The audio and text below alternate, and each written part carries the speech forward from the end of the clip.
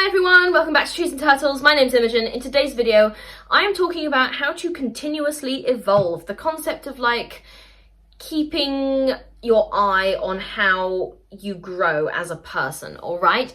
So if you're not already subscribed, be sure to do that. Give this video a thumbs up, follow me on Instagram, and let's get started. So this concept of incremental improvement, and I made a video about the power of incremental change. So if you're interested in that, go and have a look at that because it's a broadly similar concept. But in this video, I wanted to talk more about the sort of idea of being a little bit relentless in small ways, okay? So how do we continuously evolve? How do we use every day as an opportunity to be a little bit better? And how do we kind of cultivate that mindset of, hey, I could be better at this. Let's see how. The first way that I want to talk about is that you need to look for more opportunities to learn, okay? Nobody is going to drop the perfect life into your lap, okay?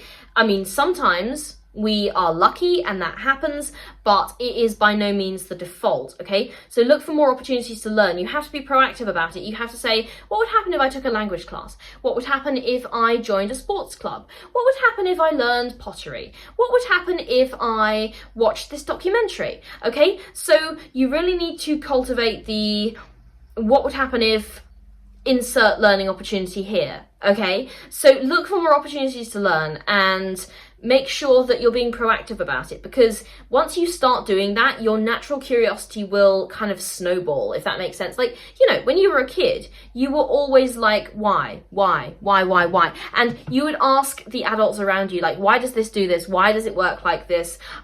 What does this do? And why? Okay, little kids are always asking, like, why? They're always asking questions because they want to find out about the world. And you used to do that too. I guarantee it, okay? So I used to do that, and as I grew up, I kind of retained that curiosity a little bit because I'm a big nerd. But if you are someone who really wants to learn more, you've got to be proactive about it, and you've got to look at creative ways to actually get those opportunities to learn, okay?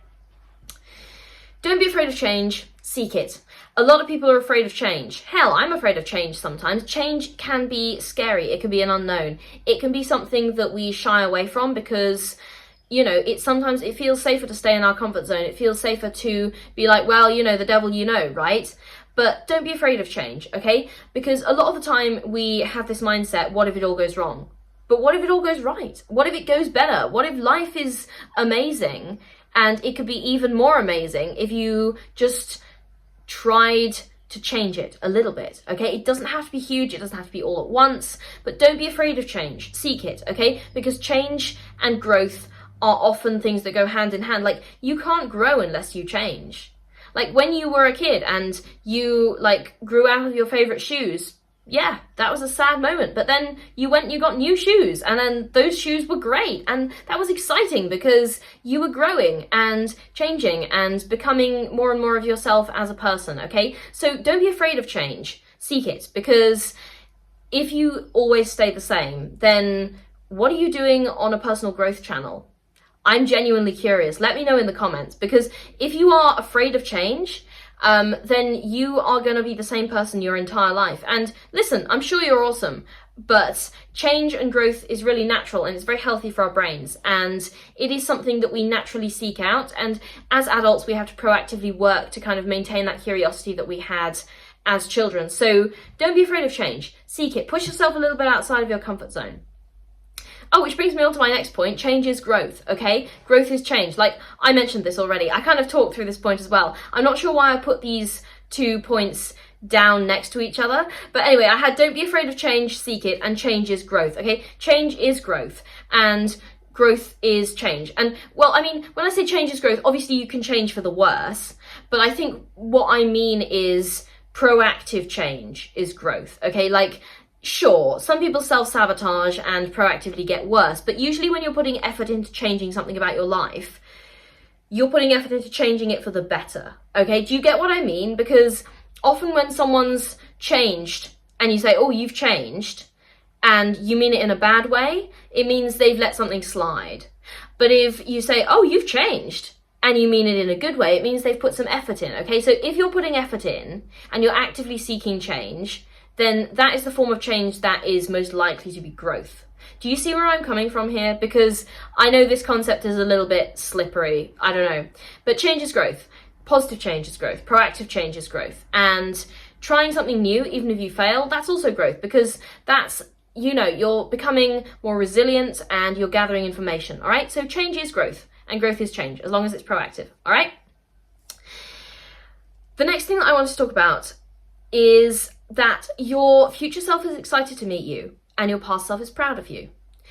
What do I mean by this? Let me say that again. Your future self is excited to meet you and your past self is proud of you, okay? So think about who you were as a kid and think about who you are now. And I want you to know that your past self would have looked up to you, okay? Now I'm sure I'm sure there are some things that your past self would have been like disappointed by. Like my 6-year-old self would probably be very sad that I no longer have a bug collection, okay? But I could have a bug collection if I wanted to, because I'm an adult. An adult could do what I want. But like I could keep bugs as a pet. I'm sure I'd have to get my like landlord's approval. I'd have to keep them in like a terrarium or something. But I could have a bug collection. But a lot of the things that my younger self was really like hoping that I would have, I've done. Like, you know, my younger self was like so interested in the environment. I have a geography degree. My younger self dreamed about having her own apartment.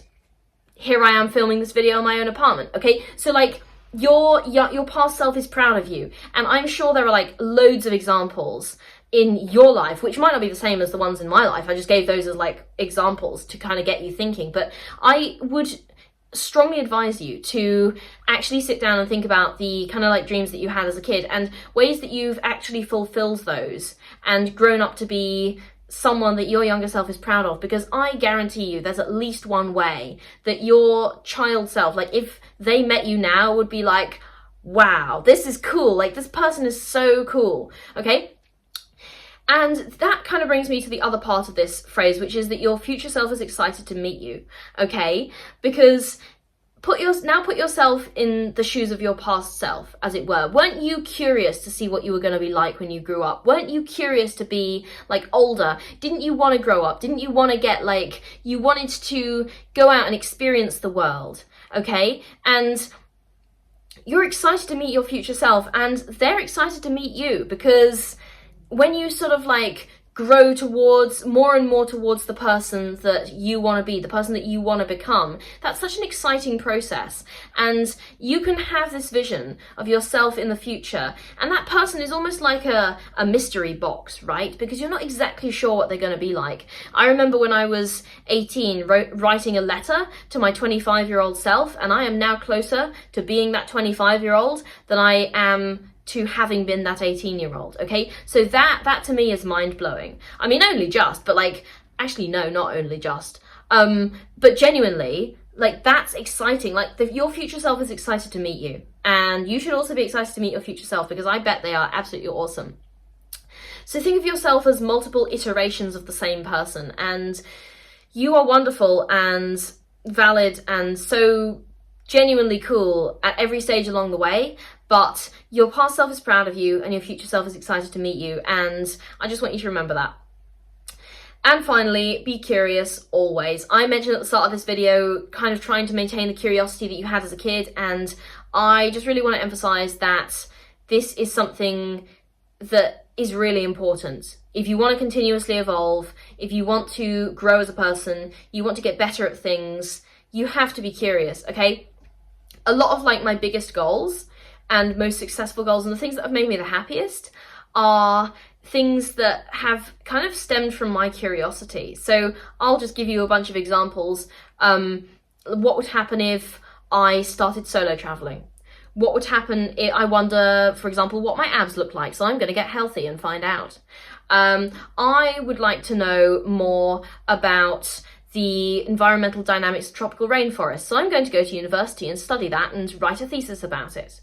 Okay, so my curiosity has taken me to some amazing places, genuinely, in my life, and I think that it's really, really important. And, you know, whenever I go on holiday, I always like to find a library or a museum of some kind, because I just have, like, over the past, since I was born, really, I've had this kind of, like, thirst for knowledge, and you know, they say the grass is greener where you water it. Like, I have always kind of really put a lot of energy into gathering knowledge, and I like to watch documentaries. I am a sucker for a cool fact, okay? Like, genuinely, be curious and try and feed your curiosity, because if you feed your curiosity, you're going to naturally seek out personal development and naturally seek out self-growth, whatever, because you're going to constantly have this question in your mind, I wonder what would happen if. I wonder what would happen if I put effort into this. I wonder what would happen if I had this habit every day for 2 months. I wonder what would happen if I started being kinder to myself. I wonder what would happen if I went to therapy. I wonder what would happen if I actually went to this club and met someone new, okay? So be curious, always. And obviously there are limits to your curiosity. Like, I'm not suggesting that you go out and try things that are extremely dangerous or illegal just because you're curious about them. But what I mean is healthy curiosity. And what I mean is curiosity that's going to lead you into working more on becoming a healthier, happier, more content, and generally more driven, determined person, okay? So be curious about how good life could be. That's what I really want you to take away from this video. If you want to continuously evolve, you have to have the curiosity about how good life could be. Right, that's the end of this video. I hope you could enjoy it. I hope you did enjoy it. If you are not already subscribed, be sure to do that. Give this video a thumbs up. Follow me on Instagram and go and find out how good life can be. Subscribe. I'll see you guys next time. Bye.